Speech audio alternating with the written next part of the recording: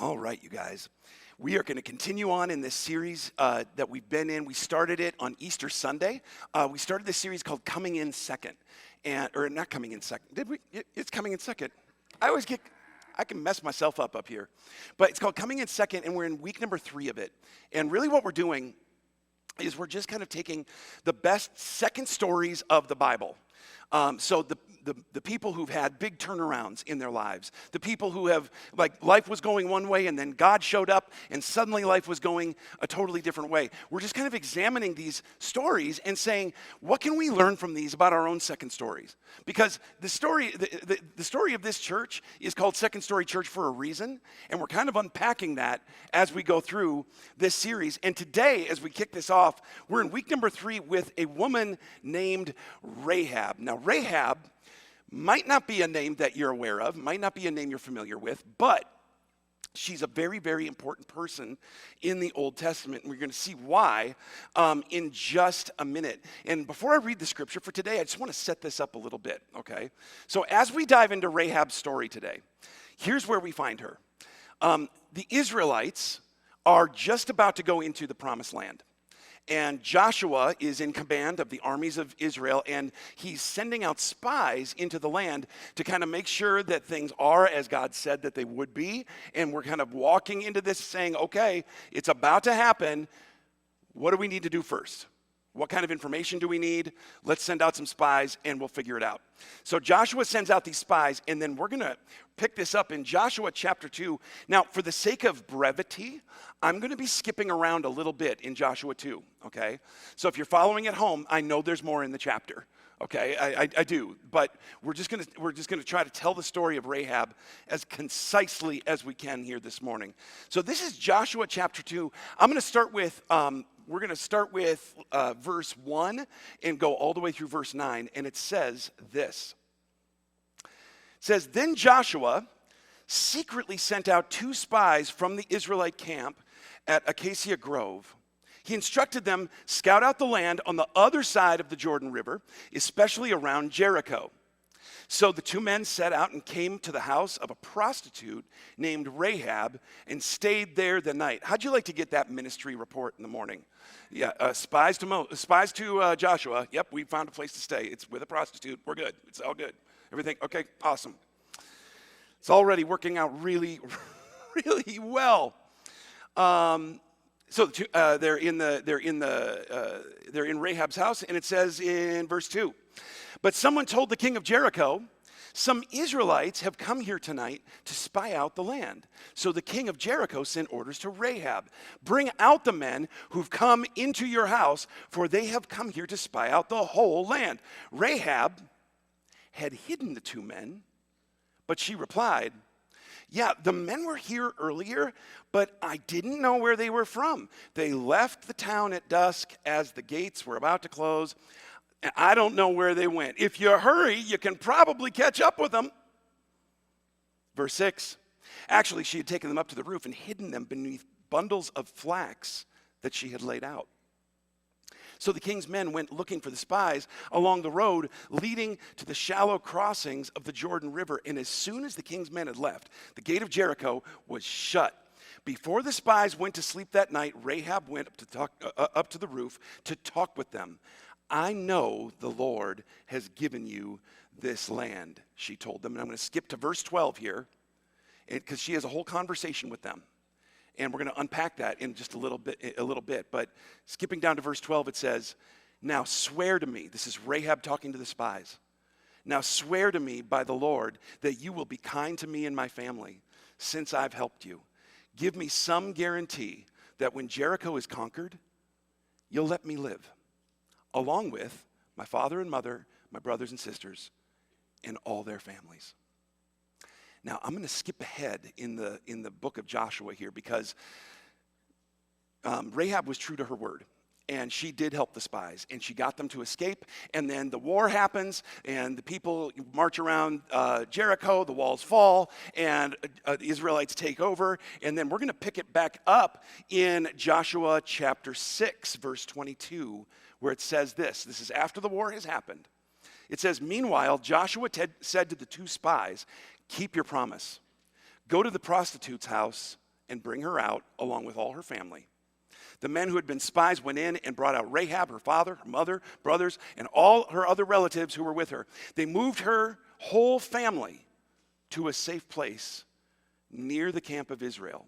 So Joshua spared Rahab the prostitute and her relatives who were with her in the house, because she'd hidden the spies Joshua sent to Jericho, and she lives among the Israelites to this day. My message title for today is You Have to Choose It. You have to choose it. Would you pray with me? Jesus, as we come to this text today, and as we kind of open up your word and we see this story of Rahab, I pray that you would help us to understand that sometimes the stories that are told about a long time ago in a faraway place, they have so much relevance to how we're living and how we're moving and having our being today. So I pray that the story of Rahab would speak to us and teach us about the choices we have in our lives, about the actions we can take to correct some things, and the way that we partner with you in living our lives for you in our second story. In Jesus' name we pray. Amen. All right.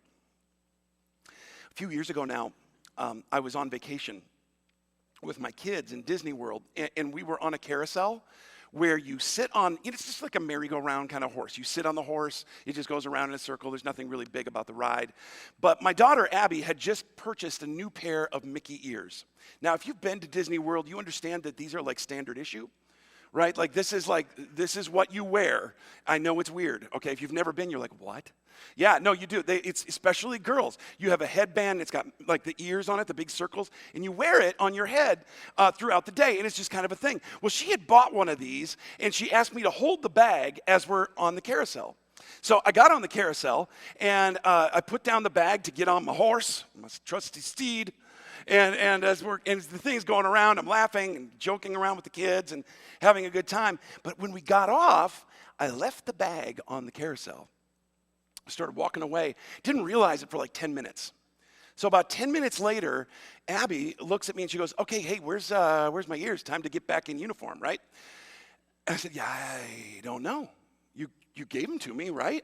And we kind of pieced it together that I left them on the ride, ran back to the ride, and the person told us that we should probably check the lost and found at guest services up at the front of the park. Now, we had a dinner reservation coming up, didn't have time to run up to the front of the park, so we went to dinner, said, hey, we'll check there on our way out, no big deal.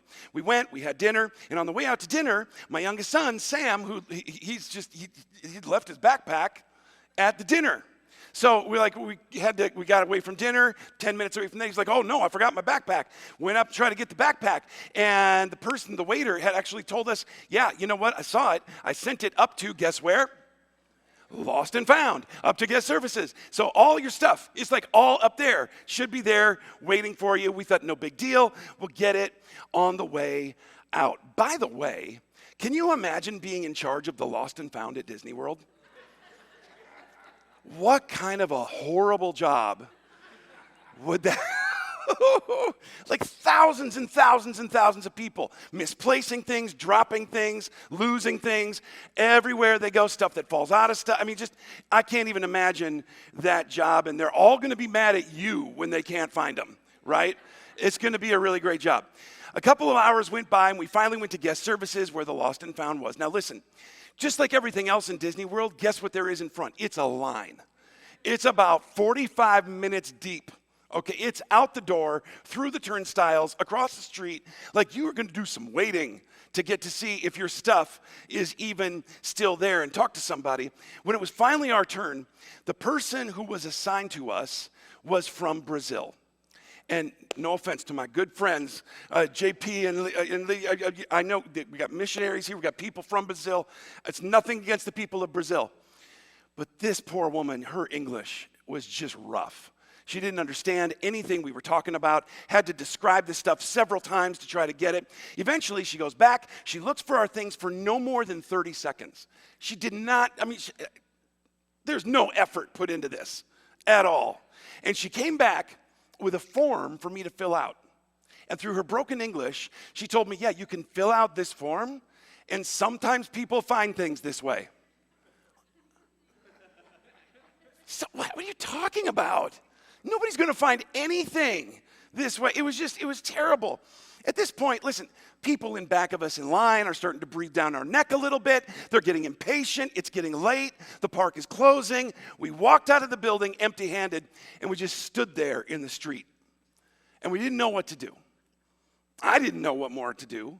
It seemed out of options and out of choices. It's just kind of the way it is. Our stuff is probably, maybe, perhaps, somewhere in the lost and found, but nobody on this side of the border is willing to look for it for us, so I don't really know how we're going to get this stuff. And it's probably categorized somewhere like the Ark of the Covenant from the Indiana Jones movies, like in the way back of the museum archives there. There's no way you're going to find it. My kids were angry. They were upset. I tried to explain that, sometimes things happen in life that you just have to go with it, have to roll with it. They weren't having any of it. None of my dad lines were working. And this was the point at which my youngest son, Sam, goes, "This is bull." Yeah. I'll just let you imagine the rest of that statement.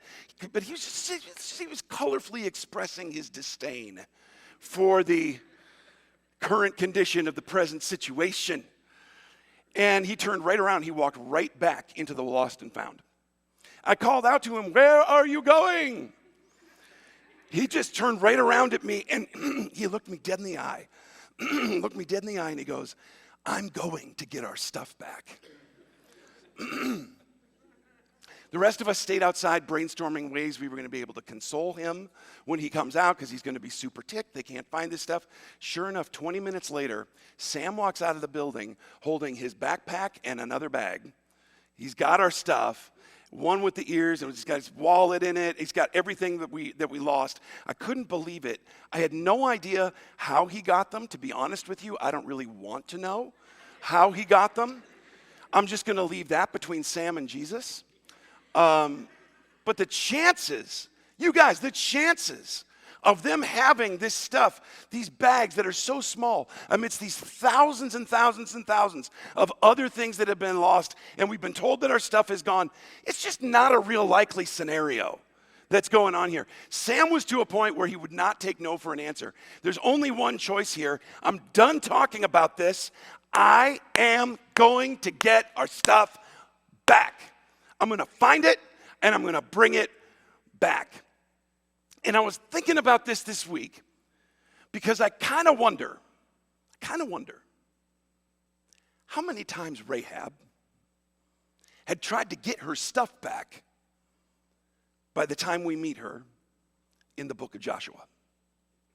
Because if we're honest here, listen, if we're honest, Rahab's story is not just an unlikely story of an unlikely personal turnaround. This isn't just like shucks, Jesus did it again kind of a story, okay? This is not just a feel-good story. This story is almost impossible. What she's looking for and what she wants from the lost and found, and here's the thing, nobody's going to help her find it. Nobody. Nobody's going to help her go get this. And nobody, even if they have it, nobody's going to give it back. You don't get back what Rahab has lost. Rahab was a prostitute. She's working in Jericho. Every time you meet her in the Bible, by the way, she's always introduced as Rahab the prostitute. How would you like that to be attached to your name for all eternity in the word of the Lord? Right? Hi, this is Seth the prostitute. Everywhere that is rough, but it speaks to how impossible her situation really is. Listen, Jericho is not a theme park where people help you get your things back when you lose them, okay? It's just not. We don't know what Rahab's story is or why she became a prostitute in the first place. I mean, listen, in her time and in her day, if you were a woman and something happened in your life, let's say you lost your husband, maybe he died, maybe he left you, maybe you're living at home with your family and your dad dies, something like that. If you were a woman, the reality was there weren't a lot of other options for you in terms of just how to get by. How am I going to pay for my life? So the likelihood is for Rahab that the life that she's in, guys, this isn't the life that she chose. This is probably in some way, shape, or form a life that happened to her. Something happened that landed her in this life that she's in. Are you with me so far? Okay. And when this is what you do for a living, you can imagine you lose a lot of things in the theme park when this is what you do. You lose your dignity. You lose your identity. You lose your sense of any kind of value or worth in your life. You lose your hope for the future. Every day, just going through this. This is not a fun way to live. It's not a great way to live. The people that you meet are not fun, nice people, okay? These are faceless, nameless people who take things from you, and they have no intention of giving them back to you at all. These are people who do not care about you. They do not care about your future. They do not care about your well-being. This is a life of shame and guilt and hardship and difficulty and struggle. So one day, in the middle of all this, two men that she hasn't met before make their way into Rahab's house. Okay? And she doesn't know where they're from, but they're just looking for somewhere to stay the night and in a place that maybe nobody's going to be looking for them. And when Rahab finds out who they are and why they're here, and that they're spies, and that they're sent from Israel, and that Israel is going to be invading shortly, she doesn't see this as the end of her life. Rahab, for some reason, sees this as the way that her second story is about to begin. This is her ticket. This is what I've been looking for. This is the beginning of my new story. It started with her making a decision that most people cannot and will not make in her shoes. Her decision was, I am going to get my stuff back. I'm deciding it right now, right here. I'm going after it, and I'm going to get it back.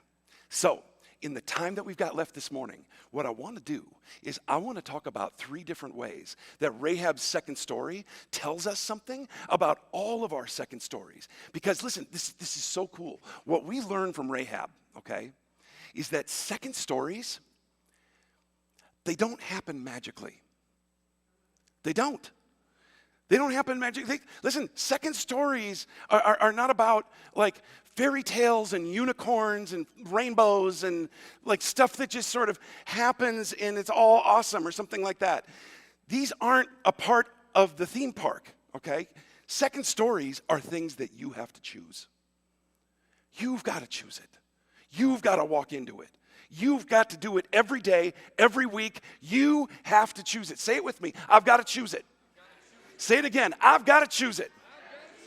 All right, let's talk about this because here's what we learn about choosing your second story from Rahab. Number one, second stories are made of actions. And by the way, actions are choices, not words. Actions are choices, not words. They're things that we do out here in the real world. They're not things that just happen in your head. That's what choices are. You know, it's kind of funny when we read this story. There's a lot that's being said in the Bible here without saying it, okay? We know that the two spies, they stayed at Rahab's house, but then the Bible just says that someone then went and told the king that there are spies in the land. Who are those guys? Where did they come from? Well, they're probably customers of Rahab's, okay? That's probably where they came from. And when they go tell the king about what's going on in the situation, did they spend a lot of time explaining to the king who Rahab is? No, they didn't. They just said, hey, I was over at Rahab's house. We were reading the Bible together the way we always do over at Rahab's house, right? And this is what happened. I heard overheard these guys talking about this. In other words, people know who Rahab is, okay? People know what Rahab does. It doesn't take a lot of explaining. Why not? Because stories are built on actions. All stories, even your first story, it's all built on actions. And Rahab's actions are well known, even to the king. at this point. He didn't tell his men. So like the way he addressed his men, he didn't be like, okay, there's this woman named Rahab, and you got to go to her house, and here's her address, put that in the GPS of your phone, get the directions, and go find them. All he said to them was, go to Rahab's house and tell Rahab to turn these dudes over. They didn't really seem to struggle to know where the house was, right? He was just like, go to Rahab's. Get those two guys that are there. So, by the way, that also means that even the king knows who Rahab is, okay? Someone should check the king's internet browser history. I'm just saying, okay? Even the king knows who Rahab is. Her situation is well known. Everybody knows Rahab. How do you get well known? You get well known by your actions. You get well known by your actions. Now, this may not be the life that Rahab wanted, but it is the life that she's got. It's the life that she's living. And a lot of people in her situation, I think a lot of us would just be sort of starting to think that not only is this my first story, but it's my only story. This is the only life I'm ever going to have. I'm not capable of living another kind of life. And if you think that's not you, I just want to pause here and call time out and ask you to reflect on the last week and ask yourself, how many things did you do this last week? Big things and small things. Where you did it because of some version of you telling yourself, I don't have a choice. I don't have a choice. I hate my job, but I have to go to work because I don't have a choice. I hate my marriage, but I can't change anything, which, by the way, is another version of I don't have a choice. I hate what my relationships with my kids have become, but it is what it is, and they are who they are, and I don't have a choice. I'm their dad. I'm their mom. I hate my depression, but there's nothing I can do. This is who I am. I hate my addiction, but I keep feeding it and feeding it and feeding it. Why? I don't have a choice. I hate my health situation. I hate it. But I can't get a second opinion. I can't get a third opinion. I can't advocate for myself. Why not? I don't have a choice. It just is what it is. I hate my weight. I hate the way I feel about myself. I hate the way I look in my clothes. But I'm just going to tell you right now, I'm not giving up the Twinkies. So if that's the case, then I don't have a choice. I'm just going to accept that this is the way I am. I hate my financial situation, but I'm not going to change the way I manage my money. I'm just going to keep doing it. It's all I know how to do. I don't have a choice. Why do we do this? It's a little sick, but it's who we are. I do it too. Listen, somewhere along the way, when we're doing this, somewhere along the way, we lost something in the theme park that we're convinced is gone forever. And what we lost is hope. Losing hope is how first stories become forever stories. Okay? They put us into a rut of thinking and behaving that puts us on autopilot into a life that we never really wanted. Listen, the story I'm living right now, this is the uncomfortable truth that's lurking behind all of our stories that we're living in right now, is that our lives are perfectly designed to keep getting the results we're currently getting. Our lives are perfectly designed to keep getting what we're currently getting. And listen, you can say that it's not what you want until you're blue in the face, but until you're willing to take decisive action around it, nothing's going to change. Nothing's going to change. So if you want a different story, if you want a second story, you're going to have to choose it. And just like actions get you into patterns that you're living in your first story, it's going to be actions that break you out of those patterns and propel you into living a new life. And those actions, I'm just going to tell you right now, they're going to be uncomfortable. You're not always going to enjoy them. It's going to be unpleasant at times. Well, how do we know that? Look, Rahab hid the spies on her roof from the king. What's the situation with that? Well, here's the deal. If the king finds out that that's what Rahab is doing, and she's hiding these spies. What's he going to do? Yeah, he's going to kill her, right? But also, she cut a deal with these spies from an opposing country to get out of this mess. If that deal doesn't work out for her, what's going to happen? What are they going to do? Kill her. That's right. So this is very uncomfortable. This is not a great situation in a lot of ways. What she's doing is risky. It's uncomfortable. It's a gamble. She doesn't know whether or not this is going to work out. It's a huge risk. And it's a huge departure from the compliance with the story that she's known up until now. And yet at the same time, there's something inside Rahab that knows this isn't the life I'm supposed to be living. My story isn't working. And what breaks her out of it isn't wishing for something different. It's doing something different. She's not wishing, she's doing. The gospel is not a magical story of unicorns and pixie dust of going to heaven someday. The gospel is about heaven coming into earth and being born in you. Birth is messy, it's painful, it's anything but passive. Rahab is mentioned 2 different times in the New Testament. And one of them is in James. This is what it says about her. Can we put that up on the screen?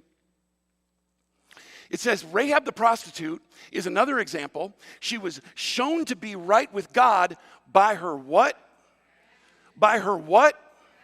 By her actions. By her actions when she hid those messengers and sent them safely away by a different road. See, listen, most of us, if you're anything like me anyway, most of us want to be known to be right with God more by our intentions than our actions. I'm going to say that again because that was uncomfortable. I know. Most of us want to be known to be right with God in our relationship with Him by our intentions more than our actions. Are you feeling me on this? But I'm a really good person. Like, that's not fair, right? That's how we get. What kickstarted Rahab's second story was her action, not her intention. Okay, the question isn't, what do you want? The question is, what are you willing to do about it? Today, tomorrow, the rest of the week, the rest of the month, the rest of the year, what are you willing to do? Have you reached a point where you've looked around in the things in your life that aren't working and you've been like, this is bull baloney? Have you gotten there yet? Okay? I am going to get my stuff back. That's what I'm going to do. If you're not there yet, then here's what's going to happen. Your stuff and the life that's meant for you, your purpose, your calling, your dignity, all your sense of worth, it's real likely going to stay locked up in the lost and found. That's where it's going to stay. And here's the hardest part of it. I'm preaching so hard, my mic is falling off. Here's the hardest part of it. I know that just like Rahab, okay, the actions you probably need to take in your life to start your second story, they're probably pretty scary. I get it. That's why so many people get caught talking about wanting something different in their lives, and so few people actually end up with something different in their lives. It's because we want all the result without any of the risk. We want the reward, but we don't want the work. We want the happily ever after by continuing but I've always done it that way, or I've always been that way. Choices are actions, not words, church. They're actions. You have to decide and you have to do, not decide and sit. Are you with me so far? Are you with me? All right, let's talk about the second way that second stories are that we learn about them from Rahab. And it's this: second stories are always available, but God's availability isn't the issue. It's ours. It's ours. You know, it's funny how Rahab, she lives in an enemy land. She's among enemy people, far away from God. These people don't follow him. They barely even know about him. And she lives a life that's just a hard life. There's layers upon layers upon layers piled onto her of reasons that this woman should have no hope in her situation. And yet, This is what she says to the spies when she goes up to the roof and she cuts the deal with them. This is what she says to them. And this is verses 9 through 12, Joshua chapter 2. She says this. I know the Lord has given you this land, she told them. We're all afraid of you. Everyone in the land is living in terror. For we've heard how the Lord made a dry path for you through the Red Sea. But when you left Egypt, and we know what you did to Sihon and Og and to two Amorite kings east of the Jordan River, whose people you completely destroyed. No wonder our hearts have melted in fear. No one has the courage to fight after hearing such things. For the Lord your God is the supreme God of the heavens above, the earth below. Now swear to me. This is the deal she's cutting. Now swear to me by the Lord that you will be kind to me and who else? My family, since I have helped you. Let me ask you something. How does somebody in Rahab's position know or trust or even make a decision to put her own life at risk by betting everything on God? How does that even happen? Because this is what she's doing. Okay, this is what she's saying. She's saying, listen, I've heard stories about what your God does. And here's the thing. I've heard those stories, and I want that in my life. Rahab said, I know who God is. I get it that he's alive and active in the world. I've seen what he's done for other people. Anybody can see that he's a powerful God, and he's a good God, and he's a righteous God, and he stands undefeated against anything that stands against him. I get it. I've seen it. I've heard about it. But here's what I'm telling you. I need that in my life. I want that for me. I need that power available to me, to my family, to my church, to my brokenness, to my pain, my shame. What do you need me to do? What do you want me to, you want me to let down a scarlet rope out of my window? Fine, you got it. You want me to tell a couple of cover stories to get you out of town? You got it. I'm all about it. We can do that. Listen, if God is making himself this known and this available in the world, I'll do whatever I've got to do in order to be available to him, because he's the only one that can start my second story. He's the only one. Church, God is always available to start your second story in your life. You can look around at the evidence of what he's done in other people. You can see it in my life. You can see it in other people in this church. Like I said, we're called Second Story for a reason. You can look back at history and see what he's done there. But a lot of people get stuck right here because they think that what God has done for other people, he won't do for me. To which Rahab says, oh, yes, he will. Oh, yes, he will. See, listen, the deal she made with the spies is Rahab's way of saying, look, I've seen other people coming out of the lost and found with all their stuff. So I know that he has what we want. I know he knows where to get the stuff that we've lost and that we need. But I need you to promise me. I need you to swear to me that when I step out into action, I'm going to get my stuff too. Because I'm scared that I won't. Because I've lost a lot. And my family has lost a lot. And my kids have lost a lot. And I'm so tired for both them and for everything that we've gone through. So I need you to swear to me that this God is available to me too. If he's available to me, then I'll do whatever you want to do, man. I'll make myself available to him. Listen, second stories are partnership stories. They're stories between people and God. God is always available to you. He always is. The issue is that most of the time we want a partnership with God where he's doing all the work. We just do. And that's just not the journey that God has called us to. God says, listen, I'm going to give you back what you've lost, but here's the deal. This is going to have more meaning to you, and you're a lot less likely to lose your stuff again if you come back in the lost and found with me and we look for it together. We're going to do this together. You're going to get more out of it this way.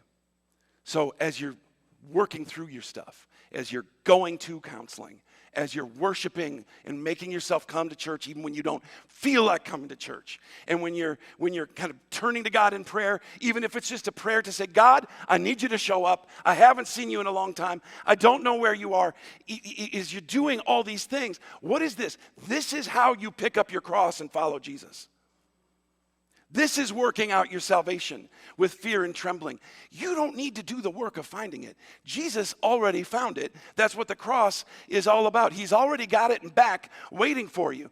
But we do participate with him in the repossession of it, digging it back out and saying, okay, I understand how I lost it now. I get this now.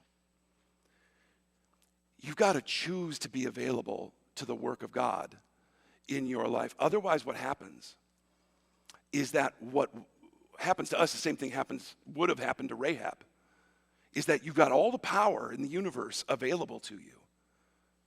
But if you're not going to make yourself available to it or open to it, then it's just going to be a fairy tale that doesn't mean anything. And you're going to stand in the street singing songs about stuff and magical wishes coming true, even though yours never does. Being available means I'm doing what he asked me to do. I'm prioritizing what God has asked me to prioritize, even though I'm sick with fear about it. I'm doing it anyway. Someone say it with me. I have to choose it. And I'm doing it anyway. That's the truth, guys. And I don't know about you, but the reason I'm doing it anyway is this. Second stories aren't just about your story. Your stories, your choices stretch far beyond you. They stretch far beyond you. You know, when Rahab was making the deal with the spies, she told them, give me some guarantee that when Jericho is conquered, you'll let me live along with my father and my mother and brothers and sisters and their families. In other words, the reason that Rahab wanted a second story in the first place, it wasn't just for her. It was for her family. And it wasn't just for her family today. It was for her family generations from now. Because she understands, right, that her choices, my choices, they lead to actions. And my actions lead to a life that goes way beyond me. Rahab doesn't just want a second story for her. She wants it for the generations that are going to come after. And that's exactly what she got. The second place that Rahab is mentioned in the New Testament is Hebrews 11. And Hebrews 11 is a chapter of the Bible that's often called the Hall of Faith. It's really just like a who's who of the nation of Israel. It's like a hall of fame. It's just people being listed off for the great things that they've done. This is what Hebrews says. The writer says this, Hebrews 11:31. It was by faith that Rahab the prostitute was not destroyed with the people in her city who refused to obey God, for she had given a friendly welcome to the spies. And the cool part is it didn't just stop there. She's not just remembered in the Hall of Faith like statue to Rahab. It wasn't anything like that. It goes way, way, way beyond that. She's not just remembered for that for generations. She's a part of the reason that you and I have a second story at all. Remember, her prayer was for her family. It was for her legacy.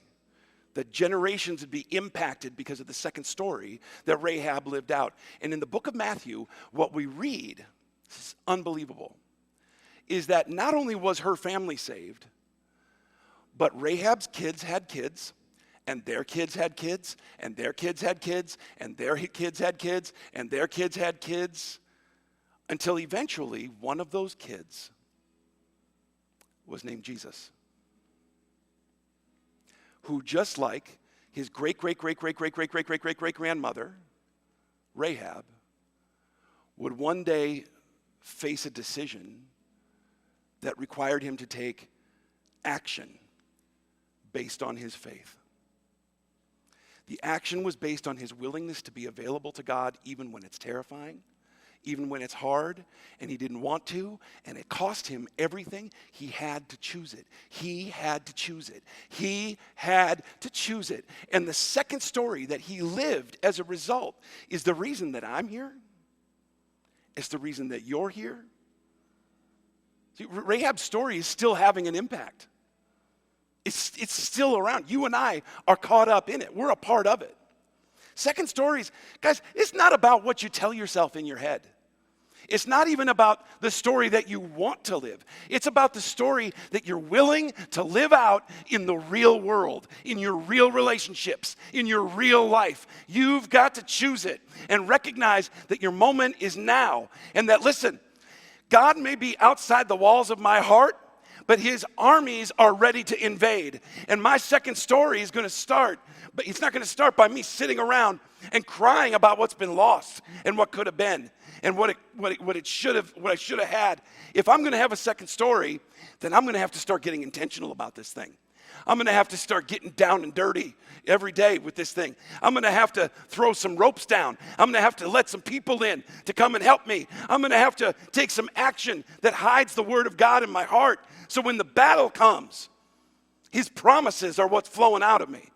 I'm going to have to take some risks that scare me. I'm going to have to defy some kings that have had dominion over me for too long. I'm going to have to live my second story so that the Jesus that was born out of the line of Rahab can be born in my life.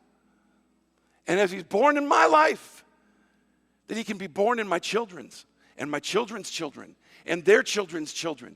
He's the same God, but I have to do more than want it. I have to live it. I have to choose it. I know God's available. The cross is proof of that. I know he's done it for others. We wouldn't be here if he hadn't. And I know this impacts far beyond me. So what's holding you back? Why are you out in the street crying about what you've lost? God has already acted on it. He's in the back of the lost and found waiting for you. What do you have to do this week to march back into the lost and found and go get your stuff back? Go get it. This is how second stories are born, my friends. Get back in there and go get yours this week. Would you pray with me? Jesus, thank you for the fact that all of us do have a second story, that you walk us through all the moments in life that are scary, that are big risks, that we don't know what to do with. And God, I pray that for those of us who you are standing on the outside of our walls right now, I pray that you would make the next step clear about how we partner with you. How do we throw down a rope? How do we ask you into the situation?